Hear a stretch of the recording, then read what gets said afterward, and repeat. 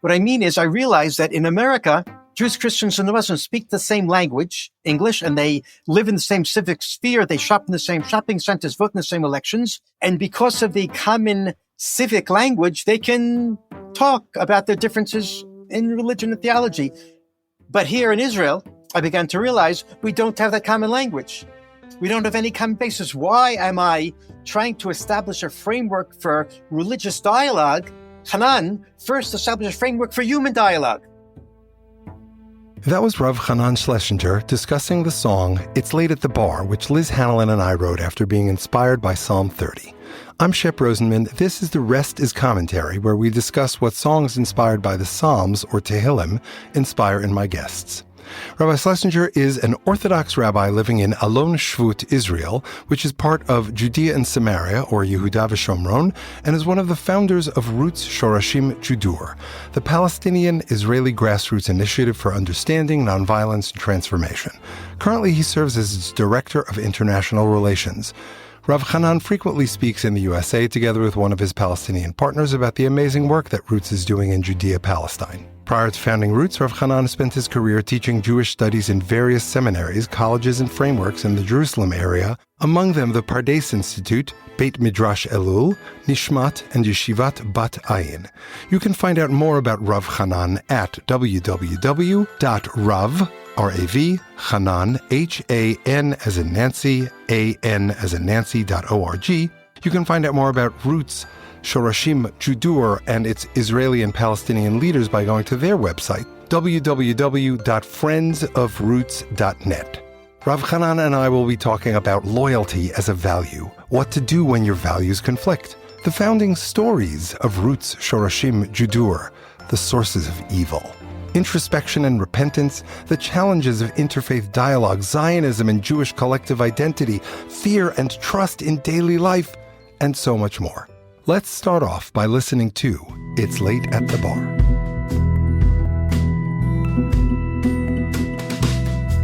It's late at the bar, the one just north of the harbor.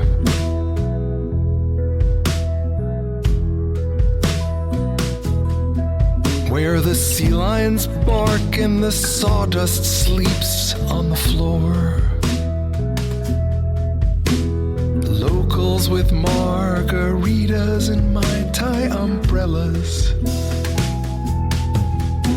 We're turning sadness into dancing in the garden next to the bar. We are who we are, dancing in the garden next to the bar.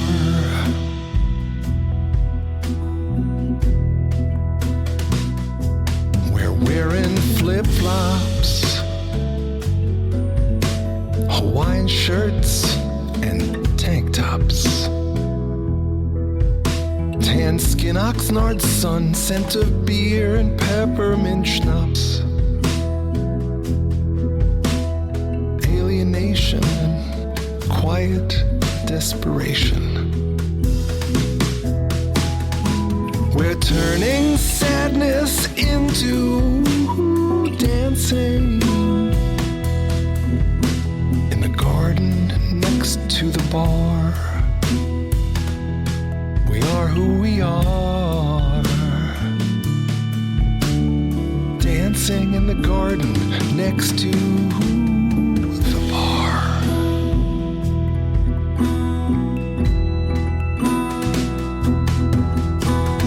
Weeping sometimes endures for a night, but joy comes back in the morning light. Everyone's welcome here. Everyone's welcome here.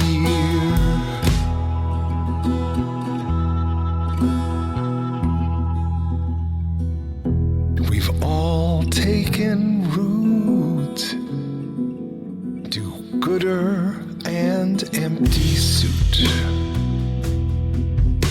We see each other raise glasses, a silent salute. Our time in this place lifts us up with cheers and with grace.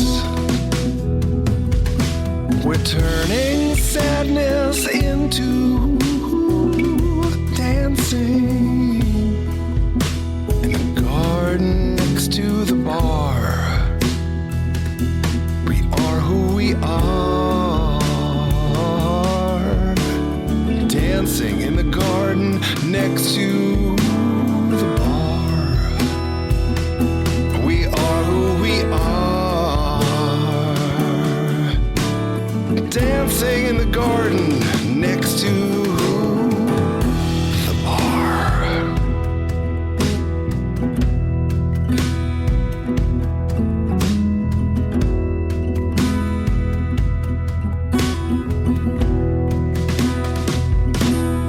Hello there.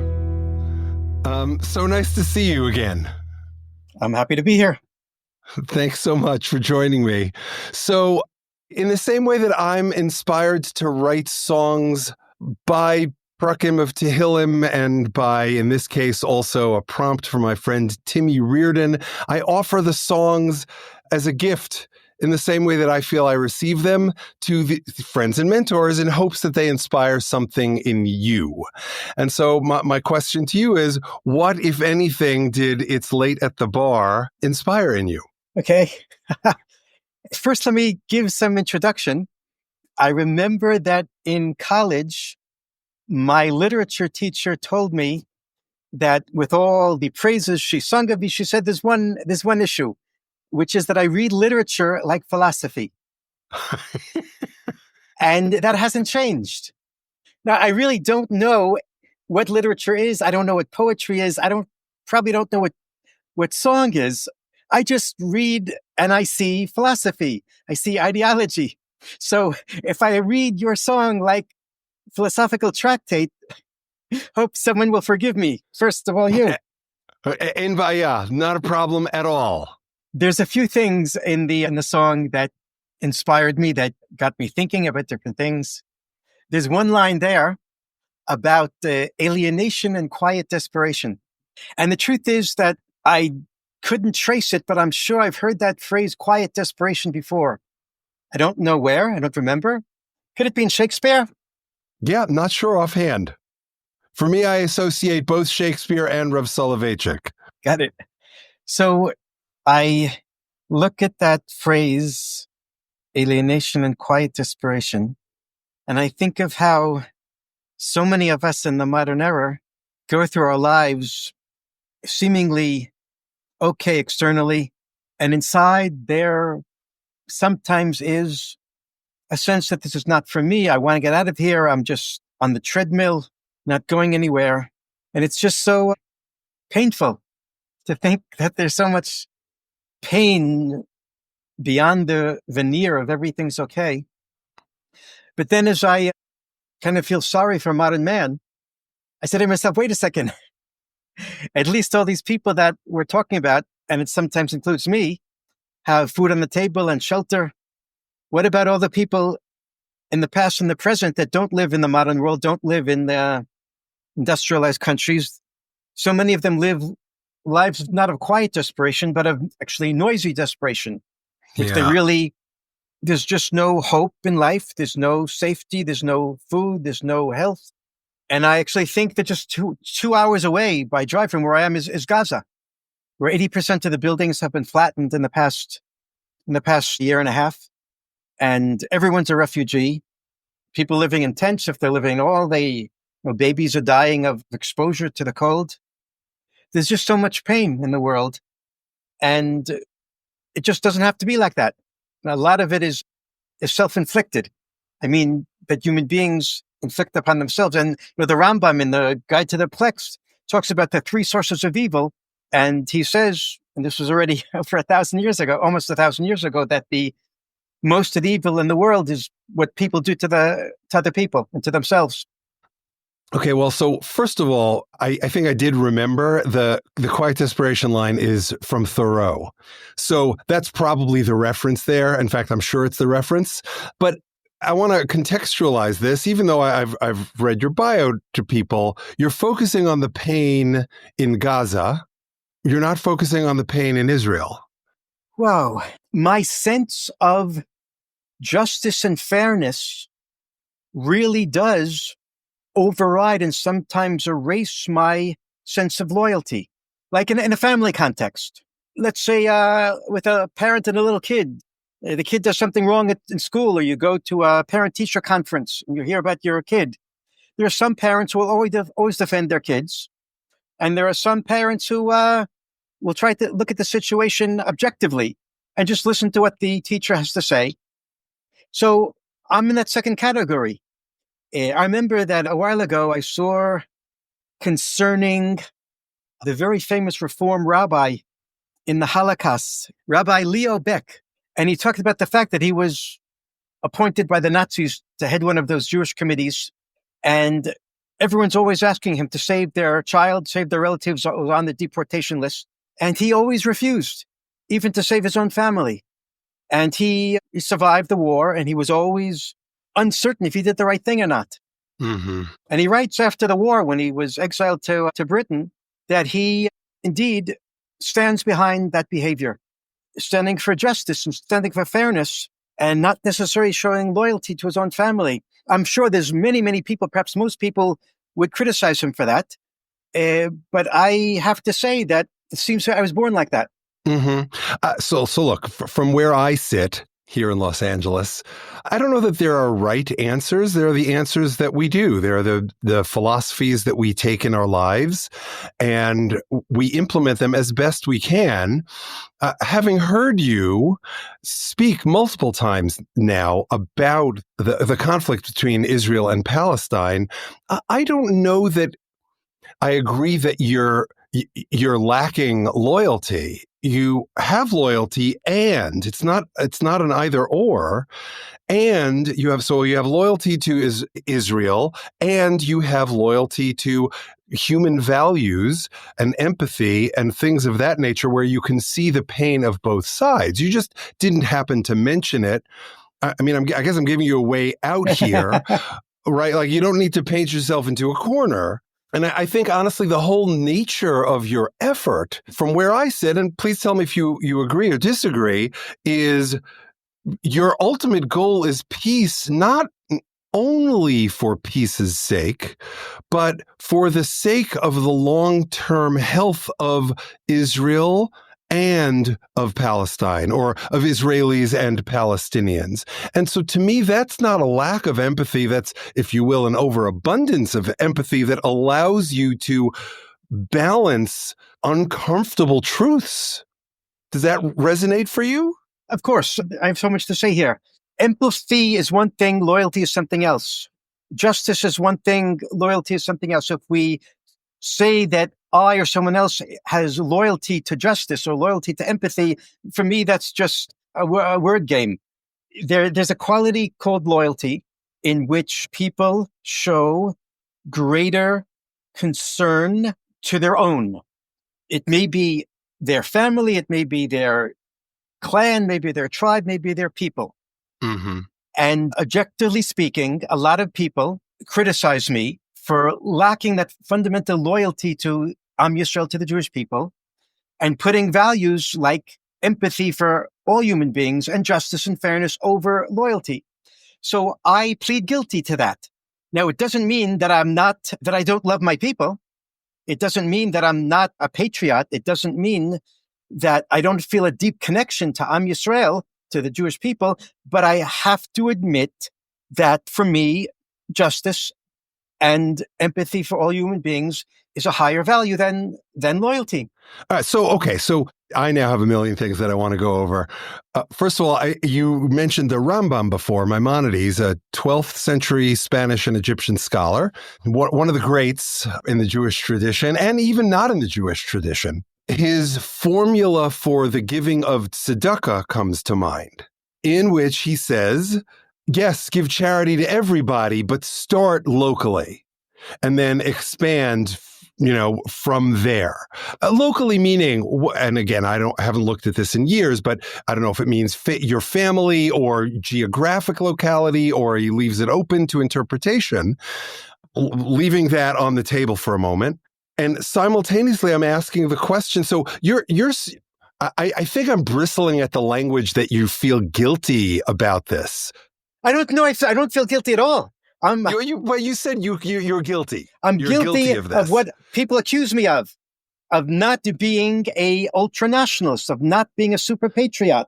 So, okay, but that's the rub right there. Because my view of you is that you are an ultranationalist in the non-political, label of the word, right? You believe in Am Yisrael, right? Of course. You believe that there should be don't say of course. My sister believes in Am Yisrael, but not necessarily Eretz Yisrael qua the Zionist state. She believes in it. She lives there, but her political relationship to it, I think, is very different than yours. I think you give an argument to those who will freely label themselves ultra-nationalist by saying, I am guilty of not having loyalty. On the contrary, I think that you're loyal. You just have a different set of loyalties. I'm really just trying to drill down into what it is, right? It's not that you don't have loyalty. You do have loyalty, but your definition of what it means to be loyal is hafuch from theirs. For them, it's all about Israelis first. For you, it's humans first, and we have to find a way to get along so that Israel itself as a nation can thrive while the Palestinian people also thrive. We're defining the word loyalty in different ways, but we're saying the same thing, you and I. Okay. Why do you insist on expanding the definition of the word loyalty? You say that I'm loyal to human beings. Why do you insist on that? Why can't you accept that loyalty is a quality of allegiance to a certain in-group, and some people have more of that, so people have less of that? I again, not having read Haid's book, which I have written it down so that I will, but as you're describing the definition, I think loyalty and all these other qualities are not binary. Of course. I do think that I'm defending Am Yisrael by criticizing Am Yisrael. I'm making us better at what we want to be and we're supposed to be. Yeah, so that was my first thought, that we are, in fact, in a different way saying the same thing. We're just getting there in different places. And I want to tell you also that in Roots, in our organizations, who haven't talked about yet, we have a list of something like 8 core values. And one of those 8 core values in Roots is national introspection. So how does national introspection work in a world where people don't see what's in front of them necessarily as garbage that needs to be cleaned up? All right, so how do you manage that process? You're right. And therefore, at the core of it is creating the circumstances in which people can see the garbage in their own backyard. The Jewish people and Israel are under attack. In a certain sense, we've been under attack forever. And since the beginning of the Zionist movement, let's say since 1929, if not before, we've been under attack here in the land of Israel. And apparently, the natural reaction when you're under attack is to circle the wagons and to not give the enemy any ammunition, and to paint ourselves as wholly righteous, to paint ourselves as the forces of light against the forces of darkness, to strengthen the morale, right? Patriotism, to believe in our cause, sidkat derech, the righteousness of our path. Okay, so I believe in the righteousness of our path, right? I'm a Zionist, I'm a settler, I'm all that stuff. I'm a Jew. I made Aliyah. I came to the land of Israel when I was 20. I basically gave my life, my future to the Zionist movement. But I don't think that it's good for the Jewish people to only engage in patting ourselves on the back. I think that we have to see our flaws. And we have to admit that it's okay to see our flaws. It's okay. Some people call it airing dirty laundry in public. No, it's airing dirty laundry for our own good because we want to be better. The idea of airing dirty laundry not being a thing we do, to me, is a very old modality. I feel like it's one of the reasons why we still have teachers, rabbis, administrators molest children, who abuse students and women verbally, sexually, whatever. And this is not only true, this isn't only a Jewish thing. It happens in the Jewish community too. But if you look at the Jewish community and the breakdown, you'll see that there's statistically less of it in certain sectors. Why? Because nobody's reporting it in those sectors, but it's happening. Shep, I agree with you 100%. And you know in which sectors they're not reporting it? In the more conservative sectors that have more loyalty to the in-group. Yeah, exactly. Right. So, but for me, like, I'm someone I self-describe as, take your pick, Rockefeller Republican or old school liberal. They're kind of the same thing. It's conservative on foreign policy. This is American conservatism rather than Israel. Conservative on foreign policy, specifically in part influenced by the whole Israel piece of the equation. And this one really gets me into trouble. Conservative on economic policy, but I'm also socially liberal. And those three pieces often don't align. It's a complicated structure. And I think that this ties into why probably I bristled at Haid's definition of loyalty, because I think it's always more complex than that.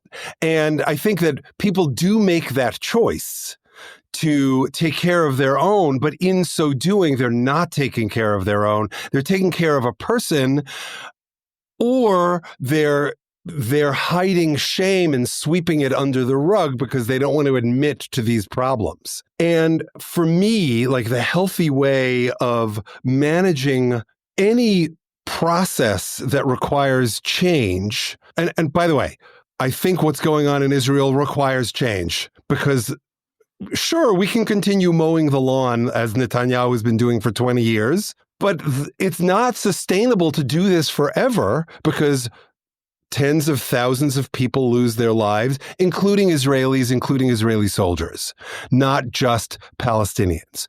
So it's not, in my view, a sustainable approach. At some point, we need to figure out how to make change. And the only way to create change is to go through that process of tshuva that you described. First, acknowledge the wrong. Okay, there's something wrong here. I'm not saying that Israel is behaving badly or that Palestinians are behaving badly intentionally. There's something wrong here.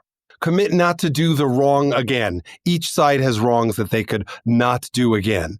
And then behave that way. That's the problem, because we can't control the extremes on either end of the spectrum. And so again, it comes back to my question, how do you manage that? It seems that you're taking a water on the rock approach by having conversations and encountering others as humans and hoping that in time that will impact generations. Is that an accurate description of the strategy? The strategy of Roots cannot be seen in a vacuum. We work on the grassroots level. We work from the bottom up. We work changing, transforming hearts and minds one person at a time, Israeli and Palestinian. And indeed, that is very slow, but it's clear to us that that's not enough. What we do is necessary, but not sufficient. There has to be also movement on the political level from the top down. And today that's not happening. Not as in not happening, but it's the opposite is happening. So our work today, our work in Roots, is temporarily ineffective. It's preparing the groundwork, but it's not going to be part of the change until there's work from the top down. And then there'll be a symbiotic relationship between the work on the bottom and the work on the top. Right. And each will feed into the other and encourage the other. So at the moment, what we're doing is we're providing an example of what could and should be. Right. And that's why I think, for me, you get kudos for sticking with it, notwithstanding the political climate sending the country in another direction, because you're taking the long-term view. Again, it's about the big picture, the long-term view, not what's going on in the ground in the moment. But you said you work with both Israelis and Palestinians. And I completely agree with your philosophy of personal responsibility. I'm going to take care of my own garbage. I'm going to try to impact the garbage of my neighbors and influence them. My neighbors, qua Israeli settlers.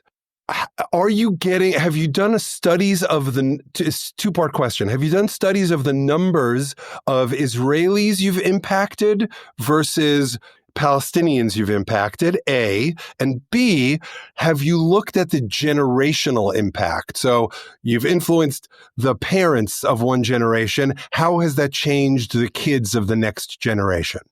Roots has been around now for 11 years. We had all the plans in place to begin a study of our youth program when the war broke out. And everything's on hold. Yeah. So clearly, yes, there has to be measurement and evaluation. All we have today is anecdotal evidence. But anecdotal evidence is always powerful. It's never complete, but it's powerful and influences the conversation. Is there talk about getting it back online, notwithstanding what's going on in the conflict now? There's talk. Some of our people are still in Miluim, still in reserve duty, on the Israeli side. So it's still going to take a while. I don't know how long. But yes, that has to be done. So would you mind telling the story of how Roots came to be 11 or 12 years ago, whenever it actually started? We were founded by a number of people, myself being one of them. A lot of different currents came together in the founding of Roots. So it's very interesting that if you ask 4 different people about the founding of Roots, each one has a different story and they're all true. And by the way, the fact that in our founding there are different stories and they're all true is actually a metaphor to the work we do, that we bring together different stories that people think are contradictory and they actually are all true. Right. That's beautiful. There was Rabbi Menachem Fruman, may his memory be a blessing, and his family. Rabbi Menachem Fruman, you can say, was the first settler peace activist.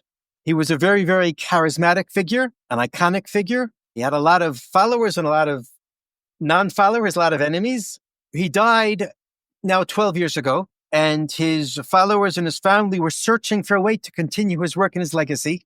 And at the founding meeting of Roots, the family and followers were at least 70% of the people there. So that's one part of it.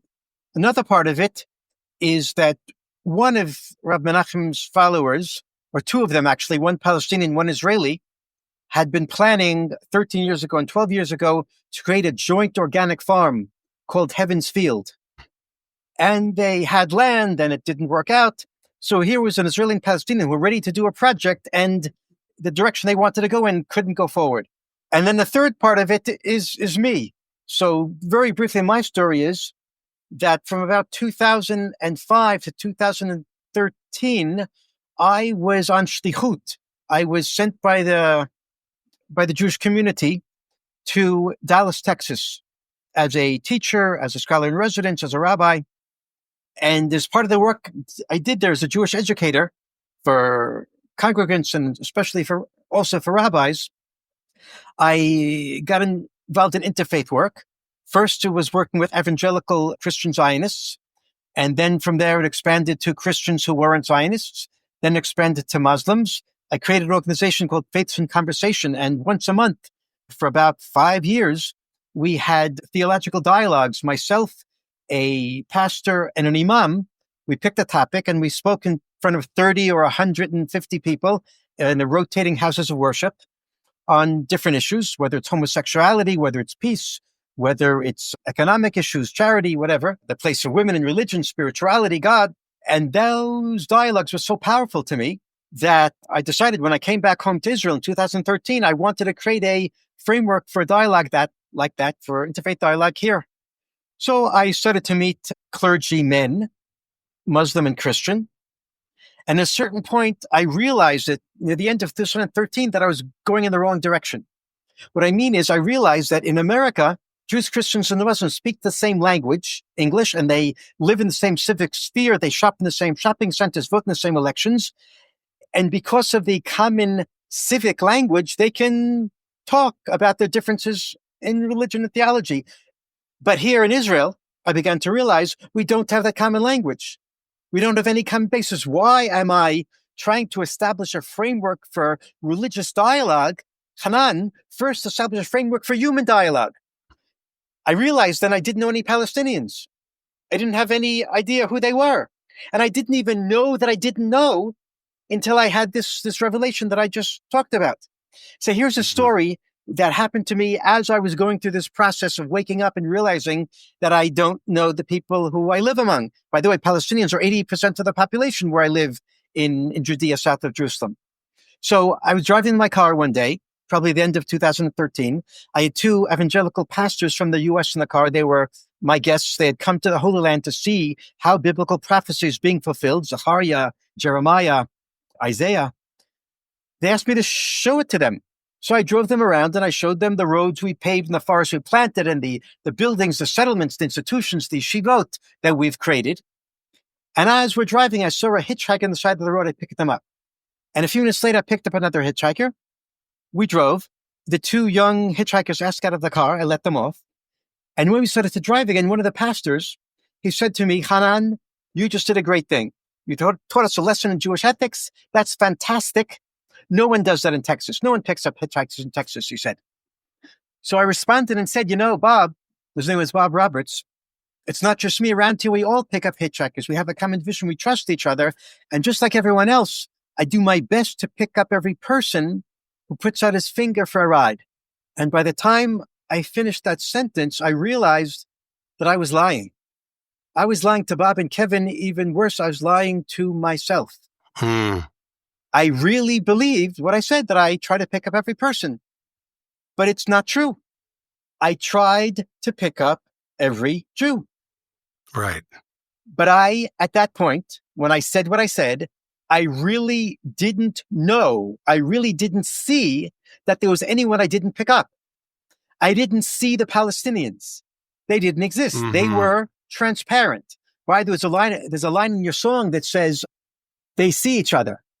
So we Israelis here in Judea and Samaria, and I think it's true for most Israelis, although not all, we don't see the Palestinians. We are blind. The Palestinians are like the gray drab scenery that passes in the background of the movie, the Jewish movie.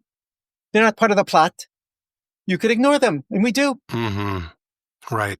In other words, we Jews, we Israelis, by and large live as if in this land between the river and the sea, there is only one story. There's the Jewish story. There's the Zionist story. There's our story, and there is no other story. Any claim that there's another story in this land, we say is fabricated because we have tunnel vision. We only have room for one story in our hearts. And I began to realize after that ride in the car that I can't live like this, that I am blind, which is a moral blemish. If there's people I don't see, that there's a word for that. It's called bigotry. And you have to fix it. You, Hanan, have to fix it. And that's when I took upon myself to find a way to turn the Palestinians into human beings in my eyes. And it was clear to me the way to do it is to meet them. And that desire of mine to meet Palestinians brought me eventually to a meeting with the students of Rabbi Nachum Fruman and with that Israeli and Palestinian that wanted to found Heaven's Field. We got together with a different Protestant pastor from the U.S., by the way, the last Wednesday of January 2014 in a little Palestinian field, 20-minute walk from my home. And it turns out, retrospectively, that was the founding meeting of Roots. Wow. That's an amazing story. You speak in the present tense. You tell the story in the present tense, but do you still not see Palestinians when you're kind of on the side of the road? Are they still gray and in the background for you? It doesn't seem like it. I absolutely see them in a fashion that I didn't see them 11 years ago, or 10 years ago, or 9 years ago, or 8 years ago. In other words, my seeing develops every year. Mm-hmm. But it's clear to me that I'm still a bigot in certain ways. I just am aware of my bigotry and I'm chipping away at it.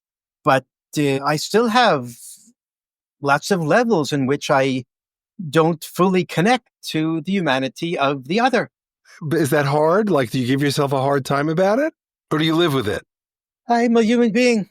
I live with it. I know that to a large degree, we can never completely overcome our bigotries and our stereotypes and our preconceived notions and our judgments, whether it's our judgments about the other on this side of the railroad tracks or our spouses or our children or our friends. We all have these judgments. What we can do is be aware of them and separate ourselves from it and look at them. Look how I was just a bigot 2 minutes ago. That's really interesting. What does that tell me about myself? And how can I, if not change it, how can I act better while I still have those deep notions that I can't change? Sure. So I am blessed, and my wife sometimes says cursed, with being like my mother. I'll talk to anyone anywhere. Like, I don't care. The grocer, the guy on the corner, even, if he's living in a tent, I'll engage them as human beings. And of course, that sometimes creates a fear of danger and sometimes actual danger. You used the example of hitchhiking as part of your revelation. So today, now that you see Palestinians, do you take on Palestinian hitchhikers, or is it too dangerous? And how do you manage that polarity? Very good question. I've been asked that in the past.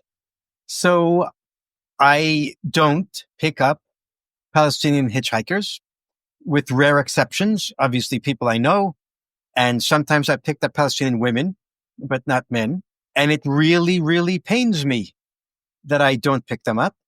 And I am afraid. I absolutely am afraid. And I know that in most cases that fear is not justified, but in some cases it is justified. And it's just terrible. It's tragic that we have to live in that reality, that we're afraid of people. Yeah. Yeah. Well, look, I mean, this is some place where it is, in fact, a binary. We each make the judgment of whether we can live with 1% fear or 90% fear in making a decision. And for many of us, I would say for most of us, we're going to, if there's a 10% to 20% risk, we're not going to take the chance. I mean, we don't do hitchhikers here, but kal vachomer or lahavdil, more appropriate, rather than an a fortiori, to distinguish by 1,000 differences when I'm engaging with the homeless person at the corner of whatever, Pico and Hauser. Like, there's potential danger there. Like, I have to think about it. And in that moment, because I don't talk to everyone really. I said everyone, but I mean, I'll talk to anyone unless I feel uncomfortable. I don't calculate what's the risk, what's the percentage. I just feel uncomfortable enough to say, I'm not going to make this decision right now. So the idea, especially given what's happened in Yehuda v'Shomron, which is Judea and Samaria, or the West Bank, depending on what you want to call it. People have gotten hurt from that. So there's real risk. There's stories in the news that people have secondarily experienced, and some people experienced it directly because they were either the victims of people who were picked up, or they were the families of victims who were picked up. So there's real fear there. And ultimately, the palliative that I think you're suggesting is, okay, in safe spaces, whether it's Heaven's Field, I love that terminology. And by the way, I think that ties back to some of the language in the chapter of Tehillim that inspired the song. I'd have to go back and look at it. It's been a while. But it also ties back to the song itself, in that we want to create these safe spaces where we can see each other, and where we can turn mourning into dancing. And that language for me, it's so resonant, not only because of turning mourning into dancing isn't as impactful as hafachta mispedi lemacholi, because turning, is turning lahafoch? It's a turn. Oh, it's not quite as complete to me, because a turning, I'm turning this bottle. Not everyone will be able to see this, but I'm turning the bottle. But that's turning it around, but turning it upside down is hafuch. Like there's a level of upside downness where you're specifically taking your morning and saying, I'm going to dance. It's an opposite action that's so much more powerful to me. And I think that that's at the core of the Tehillim.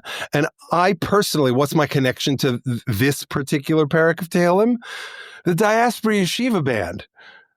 Right? Their song, Hafachta Mispedi Limacholi. When I was a 10th grader, they came to my high school and they played at my high school. They're directly responsible for my love of combining Jewish text and Jewish music. Now, in my early songwriting career, I would take psukim. And on some level, I feel like there's hubris in not clinging to the psukim because, whether it was King David or Moshe or whoever else wrote these verses, they were pretty good at it. Like, who am I to change it? And the answer is, notwithstanding their brilliance that I see, not everyone can see it. So I have to find a way in that tells a related story. Mm-hmm. And for me, there's this sleazy little bar. I'm sorry, I shouldn't use that language. But it's a dingy little bar in Oxnard where we spend about half of our time. And Shari doesn't like that. Shari's my wife. Shari doesn't like to go there. But I've been there a couple of times, honestly, mostly to just kind of observe it, not so much to kind of immerse myself in it. But what I observed was a community of people who, even though they're very different, they really see each other and they hang out and they laugh and they're drinking at the beach. Now, it could be that it gets violent. It could be that there are arguments that happen. In the few times that I was there, I didn't see it. I saw a slice of heaven in that people were really connecting with each other, regardless of whether they were in a three-piece suit or they were in a Hawaiian shirt and flip-flops. And that's the metaphor, which is why when you asked for different songs, I thought that you would connect to this one. I didn't have Heaven's Field in my mind specifically, but the concept. Heaven's Field was the project that failed. It never got off the ground. What we create in Roots is not called Heaven's Field. It's rather called the Dignity Center. But I just love that language, Heaven's Field. It's so evocative. It's evocative because, it's heavens, but it's a field in which things grow. It's natural. What's the technical term that you call it now? The dialogue center? We call our center the Dignity Center. Dignity Center, which is powerful on its own, but it's just, bechavod, with respect, it's so much less evocative, right? It doesn't spark your imagination as much as Heaven's Field does for me. Yeah. And now I want to write a song called Heaven's Field. And luckily next week is another Fearless Songwriting Week, and I want to give credit where credit is due. Far too late, but I'm giving it anyway. This song came out of a Fearless Songwriting Challenge. I participate in 4 to 6 of them a year, where you write a song a day for 7 days. And my writing partner on most of these is a woman named Liz Hanellin. And Liz and I just love writing together. We've started doing this again a few years ago. And for many of them, I'll send her a stream of consciousness and, I'll send her a square and she'll give me back a circle. It has elements of the square in it, but it's this kind of gorgeous, perfectly rounded circle. This happens not to be one of those. This happens to be one where I sent it to her and she said, the song is basically done. I just have a few little concerns. And honestly, her few little concerns made it so much better. This, to me, is like a prayer for Mashiach. And I think that that's what you do every day in Roots. You are praying for peace and for completion and wholeness in the human world and in the divine world. Mashiach is the Messiah, sorry. Do you feel that in your work? Well, I'm a little bit hesitant to use the language you used, because it has the danger of playing into the narrative that peace is only for the Messianic days, and we Jews will never, in this world, before the Messianic days, merit to live in peace. And therefore, Hanan, what are you wasting your time for? Live in the real world. Yeah. So I don't think whatever the Messianic age means or looks like, I don't think we have to wait for then in order to see our neighbors as full human beings and to recognize their identities and the fullness of who they are and to come to reconciliation. Yeah. So I think that this is another reflection of our kind of different geographic and therefore political perspectives. For me, it's very easy for me to dismiss the argument of the Mashiachists who say, peace is not for our time. You're wasting your time, Hanan. For me, over here, comfortably in Los Angeles, Mashiach is only going to come if we follow the model. And it comes up daily. We're speaking on Hanukkah, right? So it comes up daily in our Hallel, I think it's 114, where there's a reference to Nachshon ben Aminadav. And Nachshon is, the word Nachshon means, yes, it means snake, but it also means the oracle. And so now, for those who don't know, Nachshon ben Aminadav is a figure in the Bible. He's one of the princes. And when Moses and the Israelites are at the Red Sea, and they have the Red Sea in front of them and the Egyptians behind them, God basically says, okay, Moshe, split the waters, but nothing happens until Nachshon, according to the Midrash, not only steps into the water, but goes into the water up to his neck, showing faith that God will deliver on God's promise. And I think for me, sitting here comfortably in Los Angeles, it's very easy for me to give you this worldview of saying you are doing the work of Mashiach. I don't buy this nonsense that Mashiach's going to come from out there. I think that there's so much in the Nevi'im and in the Gemara that talks about how it's incumbent upon us to bring it. And that's why you have people in the old city trying to rebuild and make sacrifices happen on the Temple Mount. That's their own logic. We're going to bring it, but they're coming at it from this end, and you're coming at it from this end. You're all doing that same work of trying to make this notion of peace happen today. In your case, with the recognition that, okay, there's not a lot of reality there in the moment, but I'm still going to choose to live in a world where dancing is possible. Indeed. Anyway, kol hakavod for you. Thank you for creating hope in me and in a whole host of people. Keep up the work. And when you are feeling frustrated and down by it, I hope you turn to It's Late at the Bar. Fantastic. And hopefully it'll give you a little bit of inspiration of continuing to turn mourning into dancing. So let me tell you about how true it is what you just said. Myself and one of my Palestinian partners, we speak in front of many groups, both those that come to visit Israel-Palestine and also when we speak in America. And a lot of times, seeing the hopeful, appreciative, inspired reactions of audiences to our presentation, we feel that we get our batteries recharged.